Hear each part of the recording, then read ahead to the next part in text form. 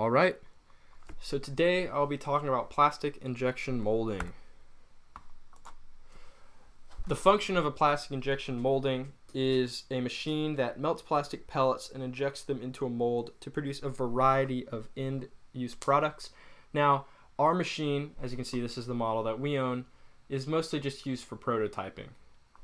So, as you can see in this diagram down here, you put the plastic pellets in the feed hopper and it is dropped down into a reciprocating screw. Now this diagram doesn't show it, but there's a little bit of a taper in the diameter of the reciprocating screw, making it a little bit wider towards the front to just help build up that pressure. These hot melted plastic is then injected into the mold to create a cast, and then this clamping cylinder pulls away and it drops it out, and it will just close back up and do it again, for mass producing. Now, an important thing to note is that the machine does not make its own molds, so the molds have to be produced externally by either a milling machine or a 3D printer or even by hand. So the way this tool can be used properly is first you want to prepare the machine. You want to make sure that the machine hopper is clear of obstructions from the previous molding session. And you want to ensure that the power going into the machine is the correct amount. On the AC plug on the machine, there's a little voltmeter that'll tell you, and you just got to make sure that it has above 115 to prevent any of the electronics from breaking for not having enough pressure or not having enough power to make enough torque. Then you want to press the system on button on the display, which you'll see in the next slide. Up here, this is an image of a guy in the mold placement process. You just put the mold in and you do a series of movements to ensure that it goes in there correctly. Right here, he's just holding it down while it slowly returns to home, and then he can clamp down the mold.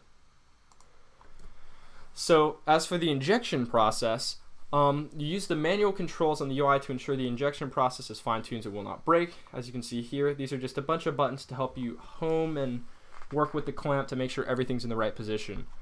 For using it, you press heat and you wait around 15 to 20 minutes for it to heat up, then you press run to start the molding process. Once run is over for stopping the machine, you home the spring and clamp motors, which all that's down here in the manual controls.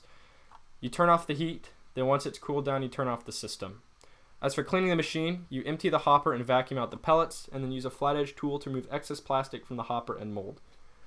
Now this is a QR code to go to a video demonstrating the mold insertion process and the injection process. So some options for this tool. Different molds can be made with a milling machine or a high-temp 3D printer. As previously mentioned, this gets hot, so it needs to be able to withstand high temperatures. And this tool can mass-produce casts. Now down here, this is an image of a cast being removed from a mold, and over here, this is an example of a mold. A cast is the part that comes out of the mold. So equipment for safety. Make sure you have the right PPE like safety glasses, gloves, etc. As you see down here at the very front nozzle, it's extremely high pressure, 500 psi, and it's also extremely hot. So you want to make sure that you're being safe around this, and here you can see an image. There's a little bit of a diameter increase here. So the injection molder is under extreme heat, so being aware of this can help you make safe decisions around it. And finally, what can happen if we don't use this tool properly? Someone could be severely burned. Again, this gets extremely hot, and the heating elements are on the external part of the nozzle, so you want to make sure you don't touch that. Some of the plastics used in it are carcinogenic, which means if the chemicals are inhaled and you're not in a properly ventilated room, it can lead to hormonal imbalances and cancer. The tool, again, it's at a high pressure, so a release of this pressure could cause physical harm, and placing any extremities near or in between parts under high load, such as springs, chains, or cylinders, could cause physical harm. For example, this is shown here, putting your fingers between two moving parts. And finally, touching exposed electronics poses an electrocution risk. And here are our sources. Thank you.